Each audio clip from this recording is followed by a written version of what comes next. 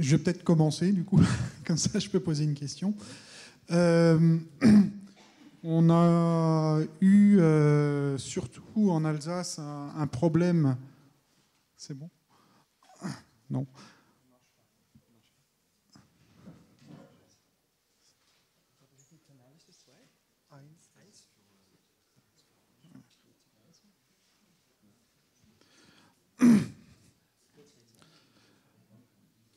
Donc, vous en avez parlé un tout petit peu. On a eu un problème d'interprétation du guide de lecture, enfin un problème vis-à-vis des routes et des routes à grande circulation par rapport à un risque de pollution sur la ruche, sur les produits de la ruche, avec une définition par l'organisme certificateur d'une distance plus ou moins arbitraire, puisque ce n'est pas prévu dans le règlement européen pour l'agriculture biologique. Ils ont fait ils appellent des analyses de risque, qui sont très peu documentées pour ce qu'on a vu. Et donc nous, on voulait savoir, par un spécialiste, ce qu'il pensait de ces risques potentiels par rapport à d'autres risques qu'il y a effectivement sur la ruche. Est-ce que c'est pertinent de poser l'interdiction de mettre des ruches à moins d'1,5 km d'une autoroute en termes de risque sur la ruche?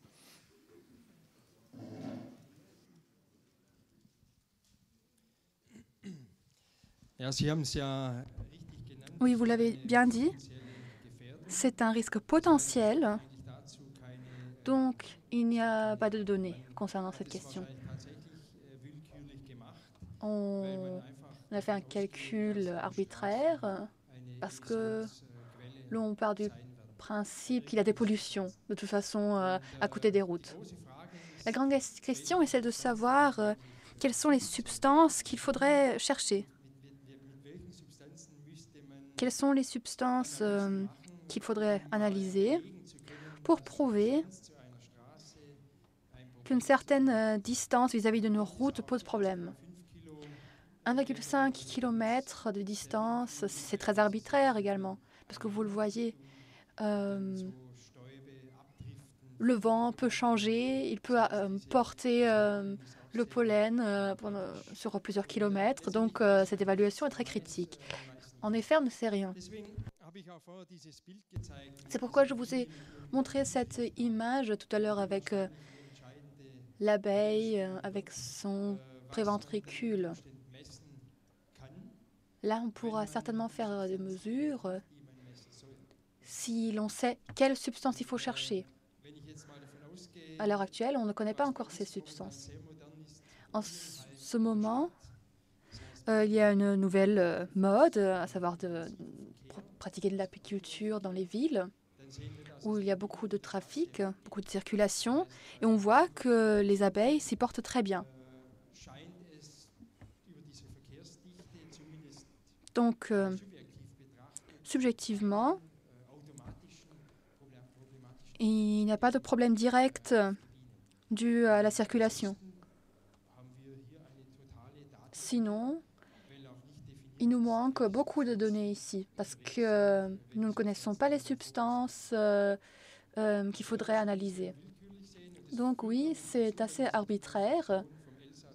Et donc, lorsqu'on regarde la structure de l'Alsace, il n'y a plus la possibilité de faire de l'apiculture biologique, parce que si je vais dans la forêt, j'ai directement l'exploitation intensive viticole. D'un autre côté, j'ai les routes. Et donc, je ne trouverai plus d'espace où je pourrais faire de l'apiculture 100% bio. Par le passé, j'ai constaté qu'en Allemagne, on a également fait des discussions. On a discuté si l'apiculture bio était possible. C'était dans le même contexte. Mais le plus important dans l'apiculture bio est la manière dont nous traitons les animaux et ce que nous faisons avec le varroa, par exemple. À mon avis, c'est ça le plus important pour l'apiculture bio. Sinon, compte tenu de nos possibilités analytiques, nous allons au futur analyser toutes sortes de choses dans toutes les exploitations, qu'elles soient bio ou non, parce qu'il n'y a pas de limite pour les émissions. En Allemagne, à Stuttgart, nous avons de la poussière provenant du Sahara. Donc il n'y a aucune limite. C'est pourquoi il faudrait peut-être se calmer sur ce point-là, dans cette discussion-là, et plutôt regarder d'autres choses. Donc c'est une discussion assez sensible.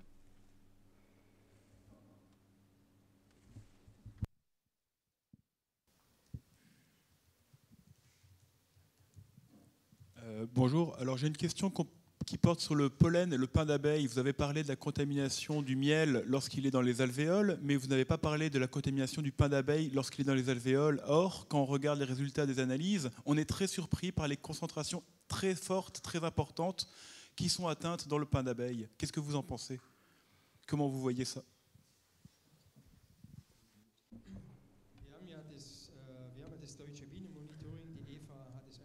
Eva a parlé du suivi allemand de l'apiculture qui se fait depuis 2004. Et dans ce contexte, on fait aussi des analyses de pain d'abeille. Vous avez raison, le pain d'abeille reflète beaucoup mieux la situation ou l'état de santé d'une colonie que le miel. Le pollen est un meilleur indicateur et nous y trouvons parfois des concentrations inquiétantes. Si vous faites des analyses dans ce contexte, il faut être conscient que la vraie situation de la colonie n'est pas visible. Parce que si vous mesurez le pain d'abeille, vous mesurez un espace de 10 cm x 10 cm. C'est donc un échantillon assez homogène. Mais ces substances ne sont pas réparties de manière homogène au sein de la ruche. Nous avons plusieurs couches et il se peut qu'un échantillon reflète ou montre des concentrations beaucoup plus élevées qu'un autre. Le miel est homogénéisé. Le pain d'abeille n'est pas homogénéisé. C'est pourquoi les valeurs mesurées sont tout à fait différentes. Elles sont plus faibles. C'est pourquoi nous pouvons dire que nous avons différentes couches dans la ruche qui présentent différents risques pour l'abeille qui mange une certaine partie du pain d'abeille. Et je pense que lorsqu'on regarde les données sur le pain d'abeille, nous voyons que les substances les plus fréquentes, les plus concentrées, se trouvent encore une fois sur le colza. Donc là aussi, le colza a les plus grandes répercussions sur la qualité du pain d'abeille. Et donc là aussi, nous pouvons travailler avec ce système de buse pour améliorer automatiquement la qualité du pain d'abeille. En principe, le pollen est produit en dehors de la fleur. Si l'on applique des produits phytosanitaires sur la fleur, cela contamine bien évidemment le pollen. C'est la conséquence directe de la construction de la fleur. Et donc il faut faire attention à ce que l'on ne commette pas une deuxième erreur avec l'analyse du pain d'abeille.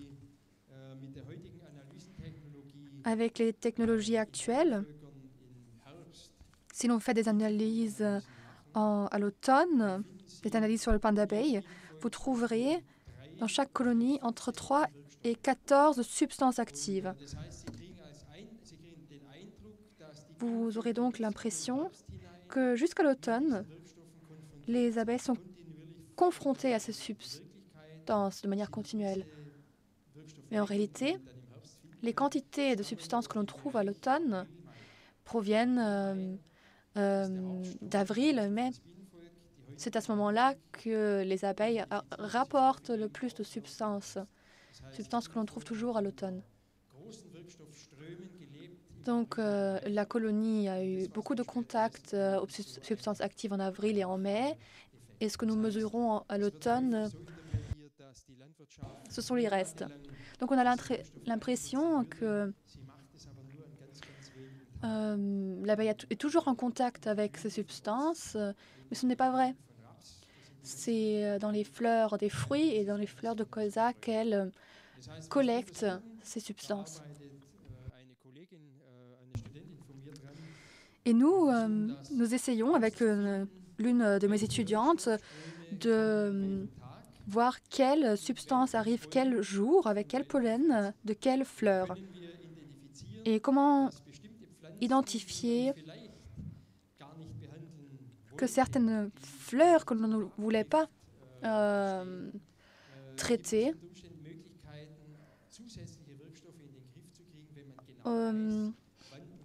qui ont pu apporter des substances actives dans les ruches. Donc, on veut l'analyser de manière de plus près encore.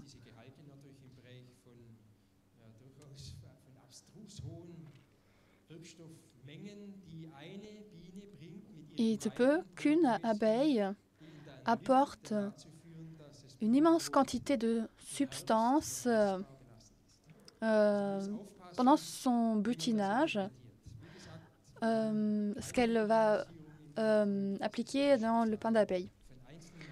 Donc on peut avoir une mauvaise impression.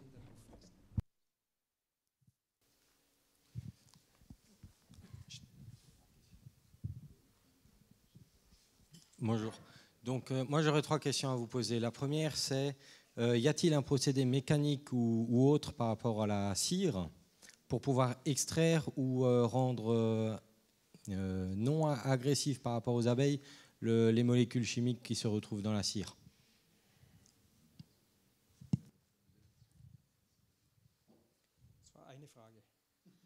C'était une question. Ja, gut, perfekt, ja. Also es wird mit Sicherheit kein mechanisches Verfahren geben. Et il n'y aura certainement pas de procédure mécanique. Il n'y aura pas de mécanisme de filtration qui pourra retirer ces substances. Parce que ce sont des substances qui se trouvent dans une solution. C'est comme l'eau de vie. On ne peut pas l'extraire. Mais ce qu'on peut faire, et ce qu'on a déjà fait, c'est d'essayer d'identifier s'il y a une procédure d'absorption. Nous avons essayé, ou nous avons testé toutes sortes de matériaux, et nous avons constaté que le charbon actif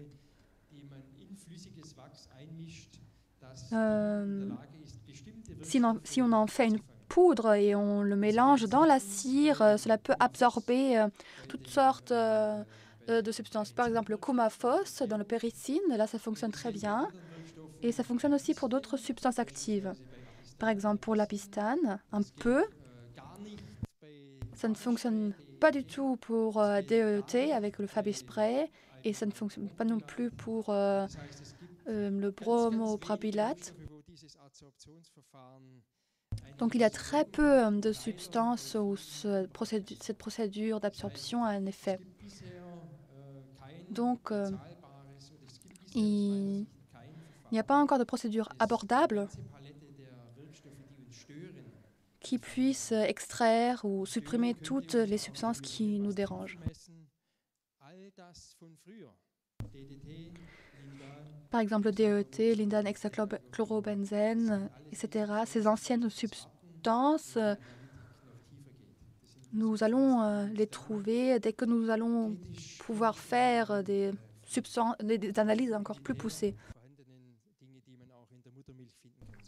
Ce sont des choses que l'on peut trouver aussi dans le corps humain plus tard.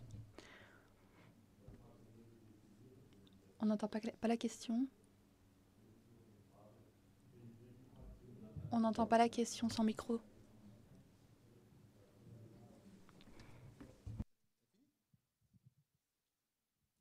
Bei Wachsreiniger ist es nicht möglich, bei destillierten Anlagen das Wachs zu reinigen. Est-ce qu'il n'est pas possible de nettoyer la cire par la distillation? Si. On peut travailler avec la distillation, c'est vrai.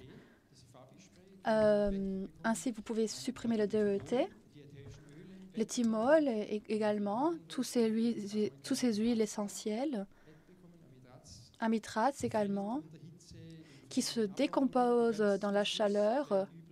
Et à la fin, c'est le méthylaniline qui reste, qui est volatile. Donc, il existe des substances que l'on peut extraire par distillation, mais si je chauffe trop, la cire au-dessus de 100 degrés, elle n'est plus utilisable.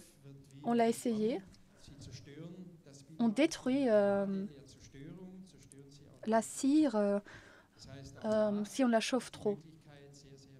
Donc là aussi, les possibilités sont très limitées. On peut travailler avec des rayons UV, par exemple. Les rayons gamma ne servent à rien. Les acides non plus.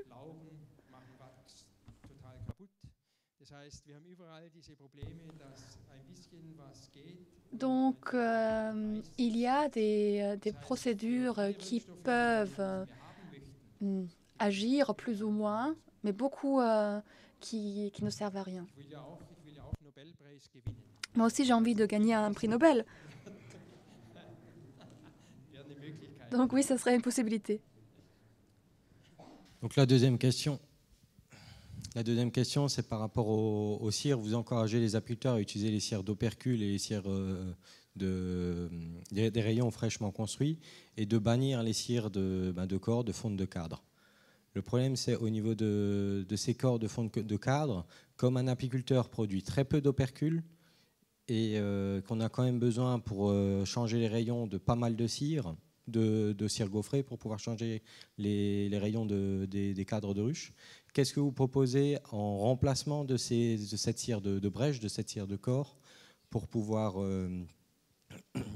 justement combler ce manque de cire qu'on a déjà au jour d'aujourd'hui, parce que c'est de là où viennent les grandes importations des pays étrangers en cire.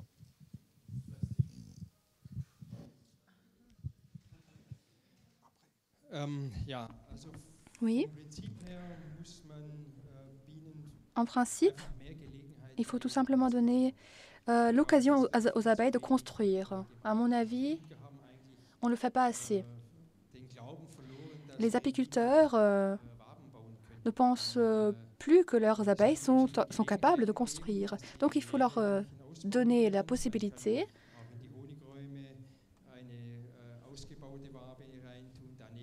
On peut aussi poser plus de cadres et de cire gaufrée pour leur permettre de construire plus. C'est une possibilité. Et ensuite, il faut placer les colonies là où elles peuvent travailler, là où il y a quelque chose à butiner. Donc la force motrice pour la production de la cire, ce sont de bonnes sources de pollen, de nectar. Donc c'est via le choix du site que l'on peut aussi influencer le travail des abeilles. C'est comme chez nous. Lorsque nous travaillons beaucoup, nous suons beaucoup. Et c'est la même chose pour les abeilles.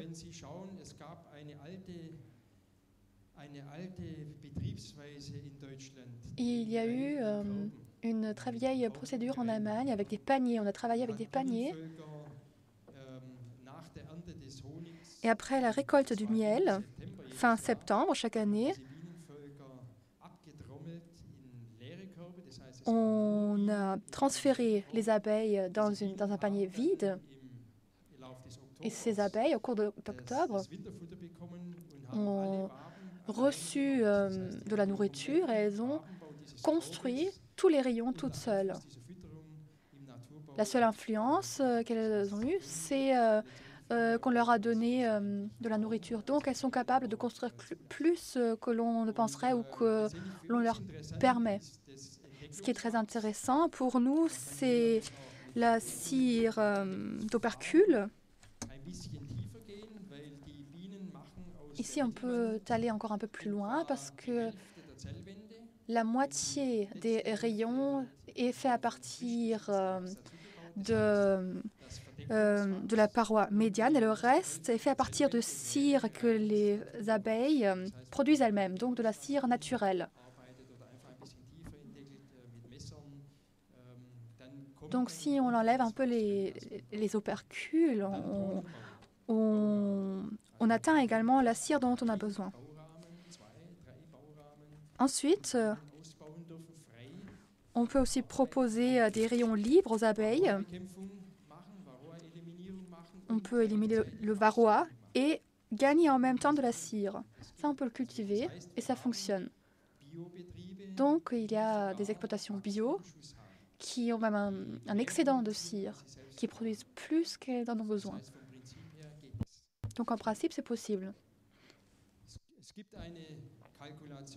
Il existe un calcul. Une colonie qui produit 30 kg de miel produit quelque part aussi 1,4 kg de cire. De la cire qu'elle extrait ou qu'elle sécrète elle-même. Je voulais savoir par rapport au colza, si vous aviez fait les essais aussi sur des semences qui sont traitées.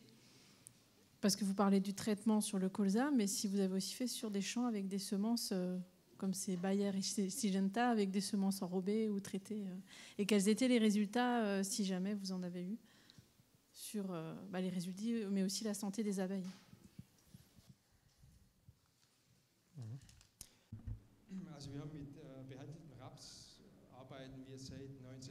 Depuis 1996, nous travaillons avec le colza traité. Et on se demande quelles sont les substances actives que les abeilles rapportent à leur rucher. Nous l'avons fait avec des plantes traitées, avec des produits phytosanitaires. Et nous connaissons les concentrations. Il y a 2 ans, nous avons travaillé avec la clothianine, où nous avons nous-mêmes pris le rôle de l'abeille et nous avons travaillé nous-mêmes directement dans la fleur. Et c'est pourquoi nous connaissons les concentrations. Pour cette substance-là, les valeurs maximales sont en dessous de 1 jusqu'à 3 microgrammes par kilogramme.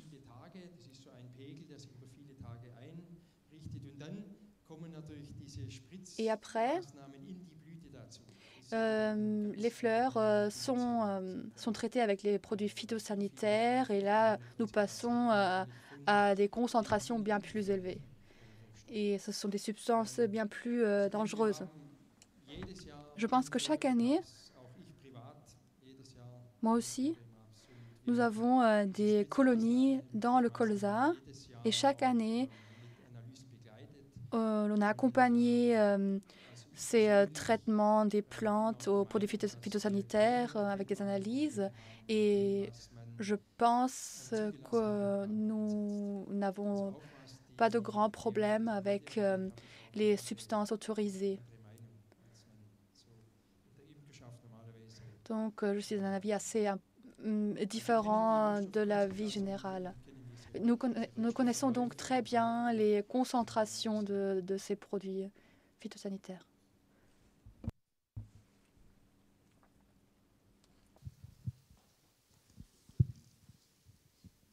Oui, Jean-Baptiste Malraux de l'Association de développement de l'apiculture en Franche-Comté. Nous avons commencé à travailler sur la question de la contamination des pollens il y a environ une dizaine d'années. avec le pollen de trappe, puisque la question qui se posait était de disposer d'une photo à un instant T. Et le début des travaux a commencé dans le cadre d'intoxication, où on a commencé à mettre en évidence les pics d'exposition le jour des constats. Et puis ensuite, on a travaillé avec des agriculteurs pour justement connaître comment ça se passait avant et après application, avec des fréquences de prélèvement rapprochées à un jour. Et donc, ça nous a permis de voir, et donc tout ça sur colza, puisque c'est là qu'on avait le plus de soucis. Et ça nous a permis de voir que, avant application des fongicides, notamment, on avait 0 matière active présente. Et le jour de l'application, on pouvait avoir des valeurs autour de 8 à 10 mg de matière active par kilogramme de pollen de colza. Quantité qui décroissent rapidement.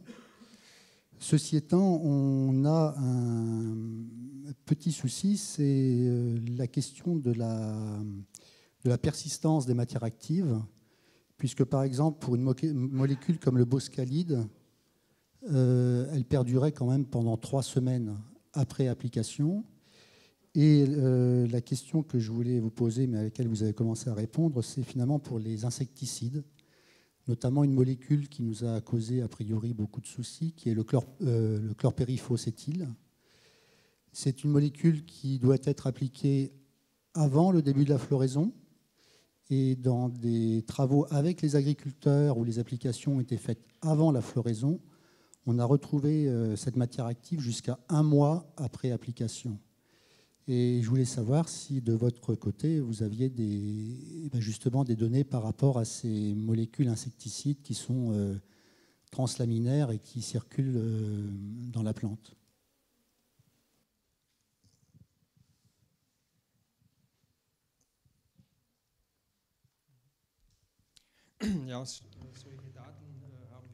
Nous avons des données très similaires, mais je pense que vous avez peut-être pu mesurer encore plus en détail, encore plus loin que nous et plus profondément que nous. Si vous arrivez donc à suivre une substance pendant 1 mois, c'est que vous avez donc eu une floraison aussi longue. Nous, en Allemagne, au bout de 15 jours, 3 semaines au plus tard, la floraison est terminée sur le colza. Donc, nous avons des durées de mesure qui sont moins longues. Et avec les mesures que nous pouvons réaliser, nous pouvons donc trouver ces substances au bout de 10 jours et après, on ne les a plus avec nos capacités de mesure. Ça dépend du nombre de substances que l'on a dans la préparation qui est appliquée sur la plante et quelles sont aussi les caractéristiques chimiques. Si l'on a des substances très systémiques qui peuvent circuler dans la plante, évidemment, ça peut durer très longtemps et vous avez à ce moment-là l'effet que vous avez des substances qui ont été apportées avant la floraison et bien qui ont été avant la floraison, on les retrouve encore après la floraison, pendant la floraison. Nous avons cela aussi. Et alors que personne n'a traité la fleur, ce sont des substances systémiques que l'on a aujourd'hui. Par exemple, l'acétamipride que l'on retrouve régulièrement. D'un autre côté, l'on a aussi des substances qui ne sont présentes que très brièvement. Par exemple, substances très lipophiles, par exemple tous les péritoïdes, que l'on aura en très haute concentration le jour du traitement et à partir du 3e jour, on voit une baisse très significative. Donc, l'on a un certain nombre de courbes qui sont tout à fait typiques en fonction des quantités également qui sont utilisées pour le traitement par hectare. Je pense que ce n'est pas une situation souhaitable ni agréable. Et en fin de compte, la question qui se pose pour nous est de savoir qu'est-ce que nous tolérons, qu'est-ce que nous acceptons, pour ainsi dire, pour que la plante subsiste. Et je pense que nous sommes dans une situation de très forte dépendance en Allemagne, parce que toute la région de l'Allemagne du Nord et tous les apiculteurs dépendent complètement du colza. Donc nous devons accepter aussi un certain nombre de situations négatives, sinon on risque de voir un remplacement par du maïs et du soja, et à ce moment-là on aura plus cette discussion, mais nous n'aurons plus de miel non plus. Donc c'est un tout petit peu la couleuvre que nous devons avaler et qui ne nous plaît pas beaucoup, mais nous pouvons essayer d'influencer la situation. Entre autres, par exemple, par les différentes technologies, nouvelles technologies qui existent. On peut essayer de voir ce que l'on peut faire, voir s'il y a peut-être des substances alternatives qui font que l'on a moins de résidus. Est-ce que l'on peut avoir peut-être des substances que nous pourrions, en tant qu'apiculteurs, que l'on peut préconiser ou dont on peut préconiser l'arrêt, par exemple? Là, nous pouvons essayer de faire un certain nombre de choses de manière à ce qu'un certain nombre de préparations, de substances ne soient pas utilisées, et par exemple en essayant de les remplacer par d'autres produits. En fin de compte, moi je suis toujours un adepte de cette théorie. C'est la dose qui fait le poison. Et si on n'accepte pas cette théorie, bien à ce moment-là, on est dans un autre monde où je ne peux pas vraiment non plus m'impliquer. Parce que si il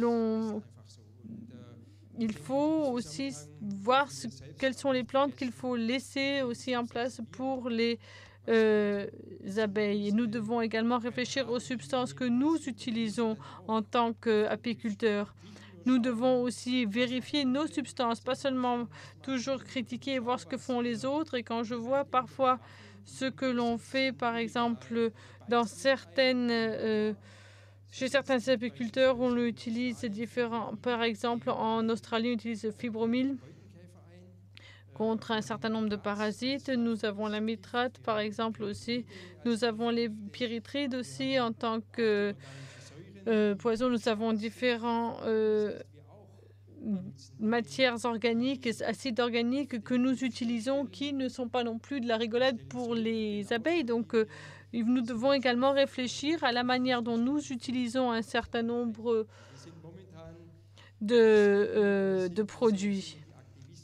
Et nous sommes certainement un peu les activistes, certes, mais je pense que parfois on est peut-être un peu aveugle sur un œil, donc on oublie de voir un petit peu ce qui se passe.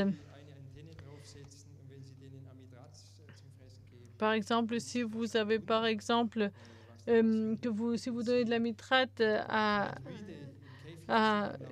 une abeille dans des cages, par exemple, lorsque vous faites des tests, et si vous utilisez par exemple la substance Pavarol, qui est une substance très toxique pour les abeilles, mais qui ne fonctionne que parce que nous n'utilisons que de toutes petites quantités. Donc nous avons nous-mêmes, parfois dans les substances que nous utilisons, qui ne sont pas forcément totalement non plus innocentes. Si vous utilisez par exemple de l'acide oxalique sur une cage, eh bien vous verrez que la situation n'est pas toujours très rose. Il ne faut pas non plus oublier qu'un essai en laboratoire est encore très différent de ce que l'on fait dans une ruche. Donc vraiment, je pense que la dose fait aussi le poison, et c'est quelque chose que nous ne devons pas oublier. Peut-être encore un aspect. Lorsque l'on essaie, dans le domaine phytosanitaire, d'aborder le sujet des abeilles, eh bien, l'on voit que l'on est rapidement confronté à un problème. Si en tant que d'apiculteur ou que scientifique, comment on essaie d'avoir une approche assez sobre, en fait, on se retrouve souvent dans le rôle en fait d'un défenseur des produits sanitaires chimiques. Parce qu'à ce moment-là, et tout d'un coup, on est accusé de corruption et de je ne sais quoi, d'avoir été acheté par l'industrie. Et non, ce n'est pas le cas, mais je pense qu'il faut regarder la réalité telle qu'elle est, regarder les chiffres, et il ne s'agit pas d'avoir des guerres idéologiques. Et c'est pourquoi Je pense qu'il faut être aussi assez critique lorsque l'on lit dans les journaux que les néonicotinoïdes sont à l'origine de la mortalité des abeilles. Eh bien, c'est un peu très simplifié tout cela. En disant, par exemple, on interdit les néonicotinoïdes, eh bien, on va permettre à toutes les abeilles de survivre et tout ira pour le mieux dans le meilleur des mondes. Eh bien, c'est simpliste comme vision. Et la situation ne peut pas être simplifiée comme ça. Donc, il faut être prudent, il faut voir ce que l'on peut tolérer dans quelle culture et être peut-être parfois un peu moins radical lorsque l'on essaie d'être parfois un peu moins radical vis-à-vis aussi des produits sanitaires chimiques. On est souvent considéré comme étant invendus et je ne pense pas que ce soit le cas. Il faut voir la réalité telle qu'elle est et je ne peux pas, par exemple, avec mes étudiants, il faut que je fasse attention si je donne un sujet de thèse, de ne pas leur donner comme sujet de thèse mortalité des abeilles et produits phytosanitaires chimiques sans autre relativisation. C'est difficile. Okay. J'ai une question encore. Justement, vous avez commencé à en parler. Vous n'avez pas du tout présenté l'amitrase. J'aimerais bien que vous nous expliquiez comment va l'amitrase, qu'est-ce qu'il fait avec le miel, qu'est-ce qu'il fait avec la cire. Parce qu'on sait peu de choses sur la dégradation de l'amitrase.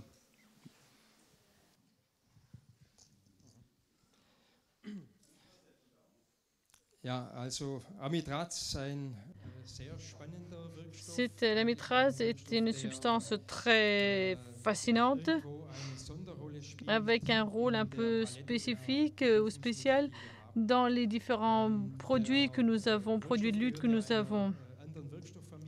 Il appartient en fait à une autre famille de substances que les autres substances, avec des capacités très intéressantes et très étonnantes. Il est instable et se comporte plutôt comme une substance volatile. Nous savons que lorsque l'amitrase est en contact avec la cire d'abeille, eh bien, la cire d'abeille agit comme un catalyseur et détruit cette substance en quelques heures. Donc, vous avez d'une part donc une source où vous avez donc la possibilité donc d'avoir un effet contre le varroa, mais en même temps, la cire d'abeille détruit cette substance très rapidement. Et c'est pourquoi les préparations en amitrase qui sont créées par les apiculteurs eux-mêmes, ce que l'on retrouve par exemple en France assez souvent, ne fonctionnent que pendant 6 jours parce que ces substances préparées par l'apiculteur sont en fait dégradées au bout de 6 jours. Nous avons des processus de dégradation qui commencent dès que quelque chose en fait fait un mélange avec de l'huile ou avec de l'eau à partir de l'emballage original. Et là, tout de suite, on a une dégradation. Et lorsqu'on fait une analyse avec la cire d'abeille, on voit que on arrive donc au diméthylphénylformaldéhyde et on voit que c'est assez stable dans la cire d'abeille. Si l'on entrepose des blocs de cire avec cette substance à la température ambiante, eh bien, on voit déjà qu'il y a une dégradation. Donc, c'est très instable. Et nous avons à présent développé une méthode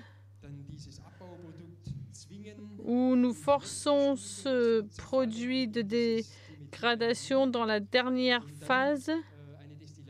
Et ensuite, nous pouvons faire une distillation pour pouvoir prouver la quantité de substances actives.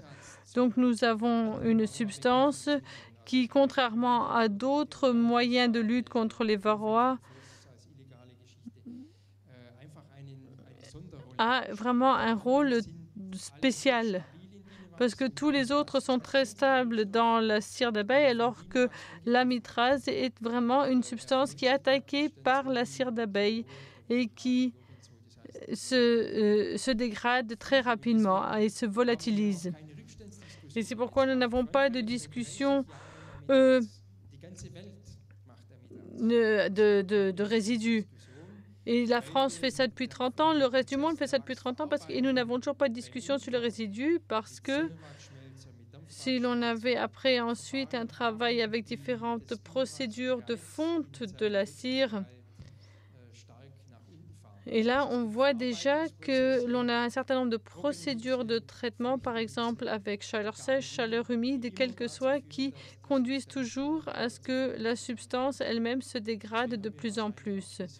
Et c'est pourquoi nous n'avons sans doute aussi pas de problème de résistance, parce que la substance mère efficace, la substance active, n'est pas présente très longtemps, et parce que ça, ils ne peuvent pas développer de résistance à cette substance. Si vous faites des analyses du pain d'abeille, vous allez trouver évidemment des produits de la dégradation de la mitrase. Vous pouvez aussi en retrouver des toutes petites traces dans le miel. Mais on n'arrive pas à une situation où, au cours des années, on aurait une véritable augmentation. Nous avons parfois des concepts idiots, je dis ça comme ça, où l'on dit qu'on devrait en donner, par exemple, aux abeilles, si l'on a, par exemple, des concentrations plus élevées. Et nous avons une situation qui est assez positive, ce qui est que dès le début, on avait les 200 microgrammes par kilogramme qui ont été autorisés. Donc 0,2 mg par kilogramme que l'on n'arrive pas à obtenir, même si l'on a une application un peu raisonnable, et bien à ce moment-là, on n'arrive pas à cette limite. Donc, même si l'on fait une analyse, on trouve la substance, mais en toute petite quantité. Donc, il n'y a pas non plus de grandes déclarations dans la presse et rien de tragique. Et je pense qu'aujourd'hui, nous avons une situation où les apiculteurs peuvent, dans le monde, être heureux qu'il existe encore, que nous ayons encore cette substance. Donc, je me demande ce qui va se faire si un jour on ne peut plus utiliser cette substance. Parce que je pense que c'est vraiment ce qui est, dans ce moment, les apiculteurs dans le monde. Je ne veux pas propager cette substance, mais lorsque l'on voit ce qu'il y a comme effet, si nous essayons de mesurer cette substance, vous trouvez de l'amitrate sur les bandelettes et vous les trouvez aussi sur le rayon et vous le voyez également sur les abeilles elles-mêmes. Mais c'est quelque chose c'est une substance qui se dégrade très rapidement et c'est vraiment une situation unique.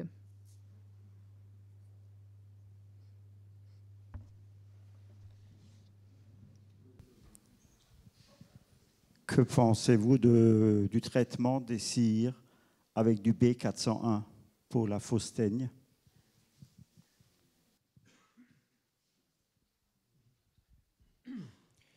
Le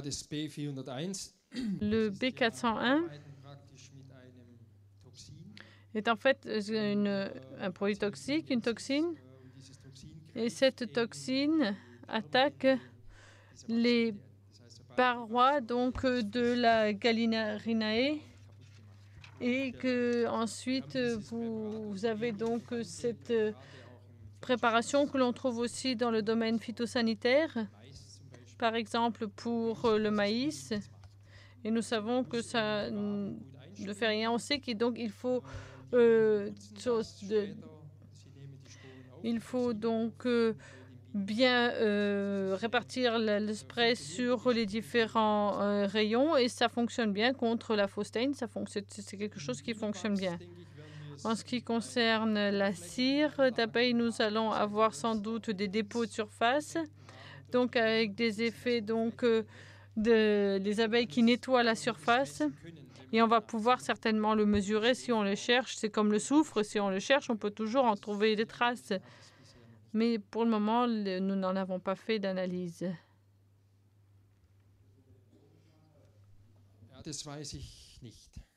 Nous n'avons pas entendu la question, je suis désolée. Est-ce que c'est interdit, je pense, ou est-ce que c'est autorisé, ou est-ce que quelqu'un s'est préoccupé d'une nouvelle autorisation? Est-ce que quelqu'un a fait une demande d'autorisation? Donc, il y a toute une série de produits intéressants qui ne sont pas autorisés parce que personne n'a fait de demande. Personne n'a fait de demande en Allemagne pour pouvoir, par exemple, avoir une vaporisation de l'acide oxalique. Et c'est pourquoi c'est interdit, parce que ce n'est pas autorisé et que personne ne l'a demandé. Peut-être que le fabricant a dû fournir un certain nombre de données, peut-être des données en ce qui concerne un certain nombre de résidus de biphénol, et il a demandé à un laboratoire combien ça coûterait. Le laboratoire lui a fait un devis avec des contrôles marchés, etc. En lui disant 60 000 à 70 000 euros, à ce moment, le fabricant s'est dit, bon, tant pis, hein. Il faudrait que j'en vende des centaines de milliers. Pour moi, c'est pas rentable. Et donc, c'est pourquoi on a parfois un certain nombre de produits qui disparaissent parce que pour le fabricant, il n'y a pas véritablement d'utilisation économique. Par exemple, nous voyons aujourd'hui aussi pour, par exemple, le Varomède que EFA a présenté ce matin, qui n'est pas une copie du Bivital. Ça a coûté 2,5 millions d'euros pour avoir l'homologation européenne. Donc, c'est tout de même énorme.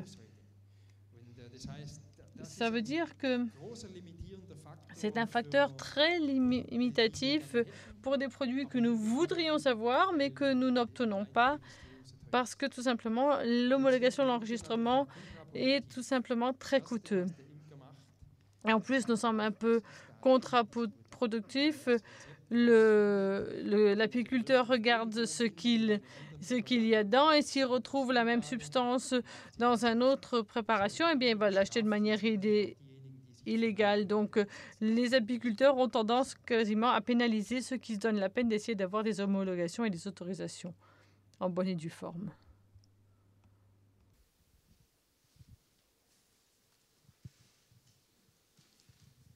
Bonjour, moi j'avais une question beaucoup plus légère. Donc un ppm, en fait, c'est une partie par million. Pour donner une ordre d'idée de grandeur, un chien, il repère 1/1000 de millionième, donc 1/1000 d'un ppm. Savoir si, du coup, les molécules pouvaient avoir sur l'abeille aussi un impact sur l'odorat, la gustation. Alors, gustation, je ne sais pas en allemand, par contre. Sur le goût, quoi, de l'abeille.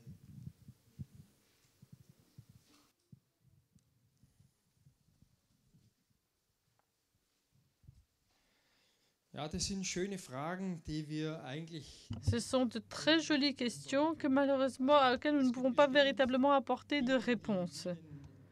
Il y a un certain nombre de choses que les abeilles savent véritablement sentir de façon très efficace parce qu'elles ont un excellent odorat. Par exemple, elles arrivent à découvrir des produits contenant du sucre. Et c'est comme un peu un chien aussi qui se balade et il renifle toute une série de choses et il arrive à découvrir toute une série de produits. Ça ne veut pas dire que ces produits seront mauvais pour les abeilles. Donc, il y a toujours une différence entre ce que l'on sait mesurer et ce qui pourrait avoir un effet négatif. Ce n'est pas la même chose. Et en fait, il nous manque des méthodes où nous pouvons véritablement donner de bonnes réponses. Pour le moment, nous n'avons pas encore véritablement toutes les méthodes où nous aurions véritablement besoin en ce qui concerne, par exemple, des effets létaux, par exemple, sur les abeilles ou, par exemple, sur le comportement des abeilles en raison de certaines substances. Mais là, nous n'avons pas encore les méthodes parce que nous devrions pouvoir étudier individuellement et marquer individuellement toute une série d'abeilles sans les toucher, sans devoir les endormir pour voir ensuite qu'est-ce que fait, donc, je ne sais pas, Bertha, Anna, Eva, etc., quels que soient les noms que vous donnez à vos abeilles. Et donc, voir ce que font les abeilles, qu'est-ce qu'elles faisaient hier, qu'est-ce qu'elles font aujourd'hui, si je modifie ceci ou cela. Et c'est une méthode que nous n'avons pas encore. Nous allons peut-être la voir au cours des 10 années à venir, parce que nous avons la possibilité de faire une reconnaissance individuelle de nos abeilles par exemple, la structure des veines du système veineux dans les ailes. Et donc, si on sait identifier les ailes des abeilles, de chaque abeille, eh bien à ce moment-là, on pourra identifier les abeilles et donc on pourra découvrir un certain nombre de choses. Et je pense qu'à ce moment-là, un grand nombre d'incertitudes que nous avons en ce qui concerne les cocktails de différentes substances, ou par exemple donc les différentes concentrations au fond des fleurs, etc. Là, je pense qu'on pourra peut-être essayer d'apporter des réponses, mais pour le moment, nous n'avons pas encore ce genre d'outils.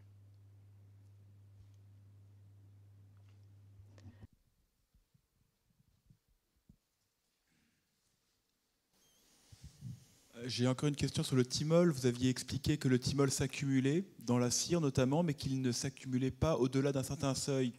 Et c'est une notion qui pour moi est un peu mystérieuse. J'aimerais que vous m'expliquiez pourquoi est-ce que le thymol n'aurait pas la faculté de s'accumuler jusqu'à des grandes quantités.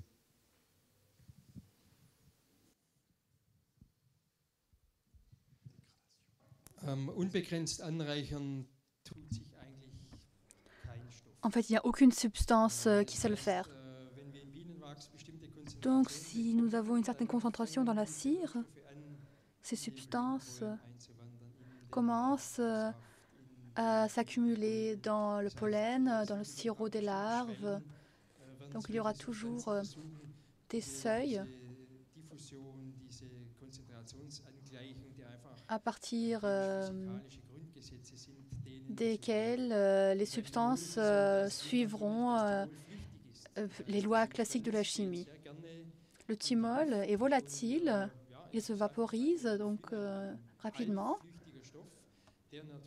Il est semi-volatile et c'est une substance qui essaie de se confondre avec l'air ambiant. Donc dans certaines conditions, les substances vont disparaître plus vite que dans d'autres. Par exemple, pour le propolis, là, il se peut qu'il y ait beaucoup de thymol. On place le propolis à l'ombre et on verra bien que la concentration baisse. Donc la question est celle de savoir quelle est la surface, quelle est la ventilation, quelle est la température. Lorsque nous traitons nos colonies, nous constatons de très grandes concentrations sur les surfaces de cire. Et ensuite vient l'hiver, vient l'inactivité des abeilles, il manque de la chaleur et il manque aussi la ventilation dans les conditions chaudes, tempérées. Et au moment du printemps, lorsque les abeilles recommencent à travailler, à chauffer, le thymol s'évaporisera à nouveau. Bien évidemment, ça ne descendra pas à 0%, mais ce sera très réduit. Donc, si on a traité la ruche l'année précédente au thymol, on peut toutefois avoir des rayons sans thymol. Le dynamisme ici est très, très actif. C'est pourquoi nous avons ici une situation où les systèmes sont chargés et déchargés. Ce que nous ne pouvons pas faire, c'est d'utiliser le thymol pendant toute l'année. Il faut y avoir des limites. Il faut se limiter au traitement d'été. Ce que je trouve très intéressant, c'est d'utiliser en premier lieu de l'acide formique et de le combiner avec un traitement de longue durée au thymol jusqu'à l'automne. Donc on peut essayer d'éviter une réinvasion par le varroa. Donc je pense qu'il y a des combinaisons assez intéressantes de ces produits dont nous disposons. L'avantage, c'est que c'est très facile à appliquer. Vous n'avez pas besoin de vider des caisses. Vous pouvez le faire indépendamment de la météo. C'est un avantage pour tous ceux qui ne rentrent que le week-end, par exemple, parce qu'ils ont un autre travail à côté. Dans certaines conditions, ça peut être très intéressant.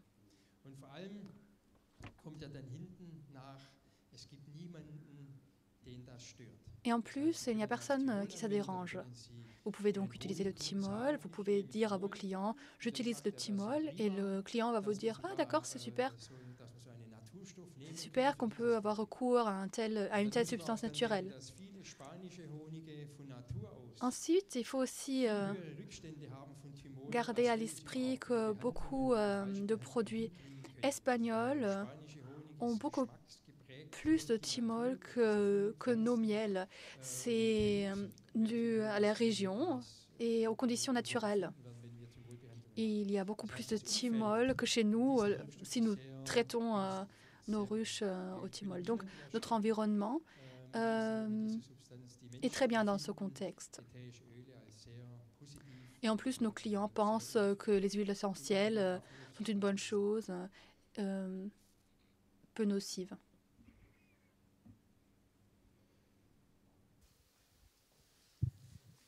Quand vous parlez du thymol, vous préconisez quel dosage ?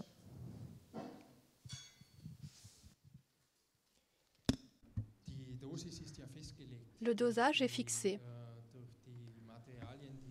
en fonction des produits. Nous avons en Allemagne Apilafvar. Nous appliquons 2 petites plaques sur le peuple, sur la colonie, et après on en ajoute 2 autres. Le dosage est donc fixé. Ça vaut aussi pour le Thymovar.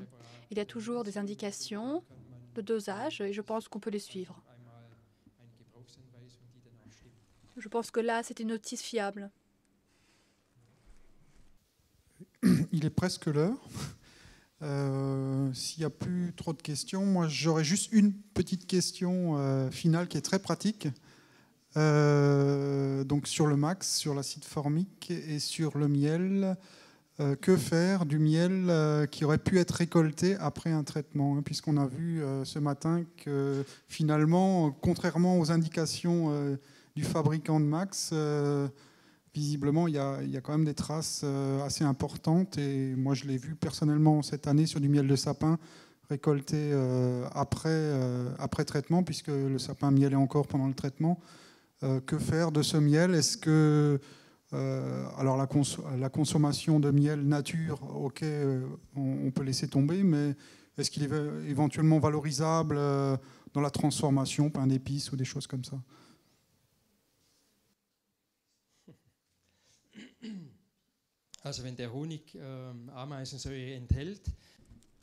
S'il y a de l'acide formique dans le miel, ce miel contient une substance volatile. On pourrait avoir recours à un principe de ventilation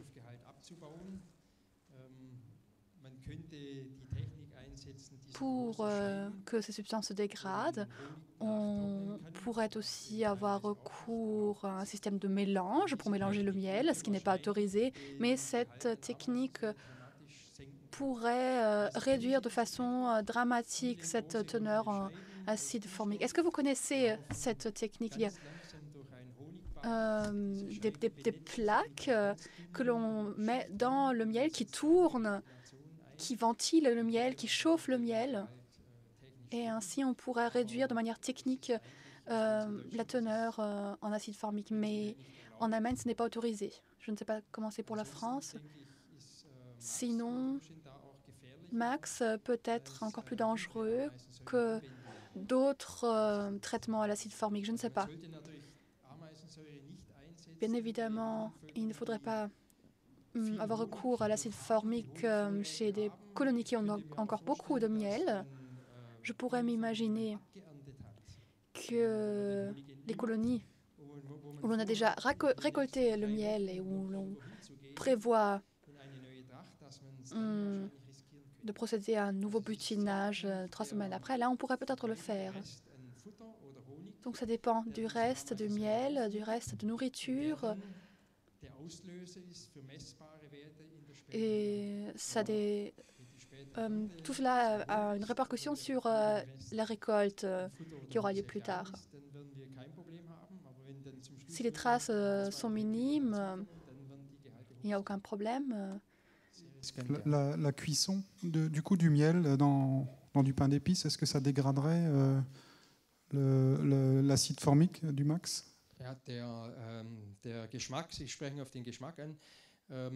Vous parlez du goût, en fait. Alors, le goût,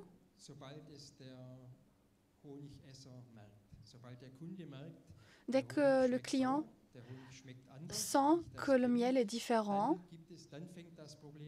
qu'il n'a pas le goût habituel, là, ça commence. Avant, il n'y a aucune mesure de routine. Donc, tant que le goût du miel est normal, et là, par exemple, dans le miel de châtaigne, nous avons aussi une teneur naturelle d'acide formique. Dès que la teneur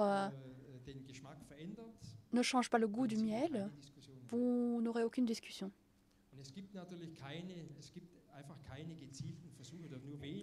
Et il n'y a pas d'essai ciblé en la matière. En Allemagne, il y en a eu quelques-uns pour voir ce que l'on pourrait risquer et ce qui ne fonctionne pas du tout. Donc là, on manque d'expérience parce que jusqu'à présent, on a dit qu'on ne voulait pas traiter les colonies pendant la production du miel. À l'avenir, il faudra peut-être le changer, probablement. Et à ce moment-là, il faudra faire des essais ciblés.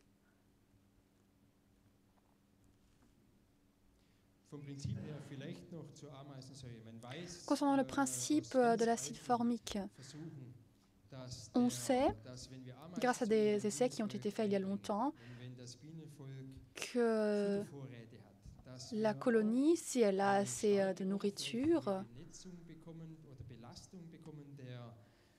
elle est aussi... La première couche de la nourriture est contaminée, mais là aussi, les contaminants peuvent s'évaporer. Donc, nous avons une certaine marge de manœuvre pour faire un traitement intermédiaire, à condition que je ne traite pas aujourd'hui et que demain, je récolte mon miel ou 4 jours après, et il y a 4 kilos de miel supplémentaire. Donc si je trouve le bon moment entre la première récolte et le butinage suivant, là je m'imagine que ça peut être un bon moment sans problème.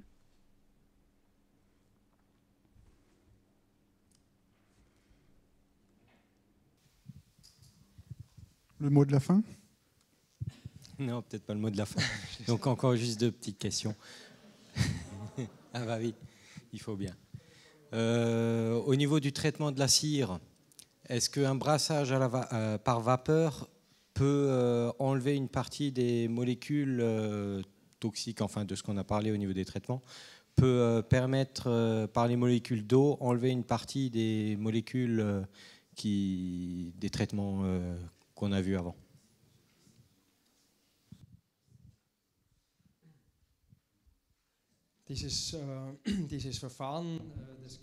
Oui, cette procédure existe. Les ciriers l'utilisent, ça s'appelle le stripping, c'est-à-dire que l'on chauffe l'eau et on ajoute cette vapeur à la cire.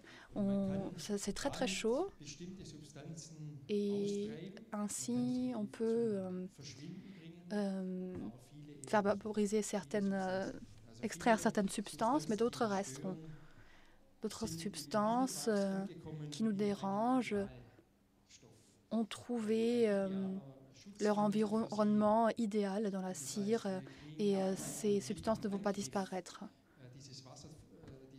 C'est pourquoi l'eau ne va pas les extraire. Ces molécules se trouvent dans un environnement agréable et elles sont protégées par la cire. Donc cela ne vaut que pour les substances volatiles comme le thymol et certaines autres substances également. Mais la plupart des substances actives ne feront aucun effet ici parce que la cire les protège. Et je ne pense pas que d'autres substances s'évaporiseront parce que ces substances qui restent dans la cire elle reste tout simplement, même après cette technique de vaporisation. On peut toujours le mesurer. D'accord, merci. Donc j'aimerais aussi savoir au niveau actuellement, donc il faut faire attention à nos achats de cire gaufrée. Il faut, par rapport à votre laboratoire, vous avez pu analyser des cires un peu du monde entier, je pense. Il y a des continents, des arrivages de cire massifs, d'autres continents actuellement qui arrivent sur le marché en France, en Europe, un peu partout. Et il y a des continents, il y a des origines de cire qui sont beaucoup plus nocifs pour nos abeilles, la cire beaucoup plus falsifiée ou avec des traitements que ce qu'on on trouve actuellement dans les cires, chez nous en Europe. Wir machen in erster Linie Wachsanalysen Alors, im deutschen Bienenwachs. normalement, nous faisons des analyses sur la cire allemande. Nous n'analysons donc pas les importations de cire. Mais il existe un tel laboratoire et nous savons qu'il existe des pays qui frelatent de toute façon la cire. C'est la Chine, c'est l'Amérique du Sud. Ils traitent la cire parce qu'ils se disent que ce n'est qu'avec ces additifs que la cire est très stable, maniable. Donc il y a des pays dont on sait déjà dès le début que la qualité n'est pas très bonne.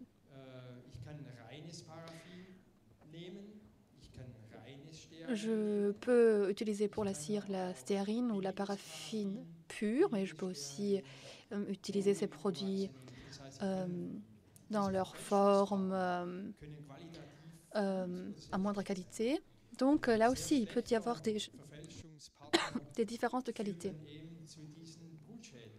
Ce qui apporte ces dégâts sur le couvain. Donc il n'y a pas forcément de dégâts à cause de la stéarine, mais à cause de la qualité de la stéarine, parce que la qualité était très faible. Donc ça dépend également de ceux qui frelatent et qui ne s'intéressent pas du tout à la qualité. Ils s'intéressent surtout à l'argent. Vous pouvez acheter de la cire d'abeille sur Internet pour moins d'1 euro par kilo. Et tout cela vient des pays asiatiques. Donc il y a des pays où il faut faire extrêmement attention. Il y a des pays qui produisent pour produire des bougies en premier lieu. Et il y a aussi des fabricants qui notent sur leur cire qu'il ne faut que l'utiliser à des fins techniques. Après, il y a d'autres revendeurs qui ne lisent pas ces notes et qui revendent, qui retraitent, qui frelatent cette cire. Donc c'est une histoire une structure assez mafieuse. Ça a toujours été critique. Et pourquoi? Parce qu'il n'y a jamais eu de contrôle à la fin. L'industrie pharmaceutique et l'industrie cosmétique qui ont beaucoup recours à la cire d'abeille ont leurs propres critères parce qu'il n'y a pas de loi en la matière. Et ce sont de propres critères et les apiculteurs, jusqu'à présent, ils ont tout acheté. Ils ont toujours espéré, toujours fait confiance aux revendeurs. Et voilà, nous avons maintenant ce problème. Donc, il faut aussi que nous changeons notre comportement d'achat. Il faut aller dans les magasins.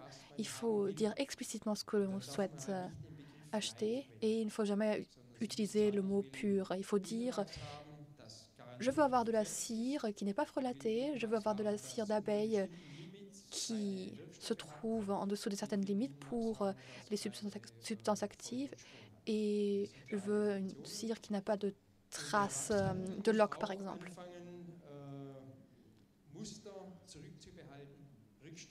Et il faut aussi garder des échantillons.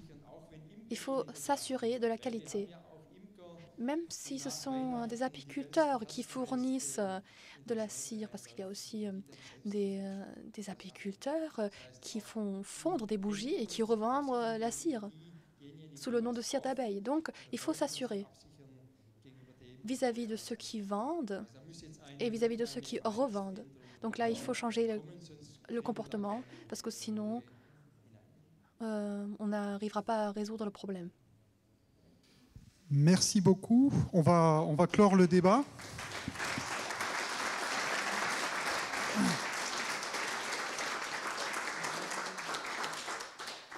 Alors, je tiens spécialement à remercier spécialement les intervenants pour la qualité de leur présentation et également la salle pour la qualité des débats. On peut aussi remercier donc, Christophe pour la sono et puis donc les deux dames traductrices qui ont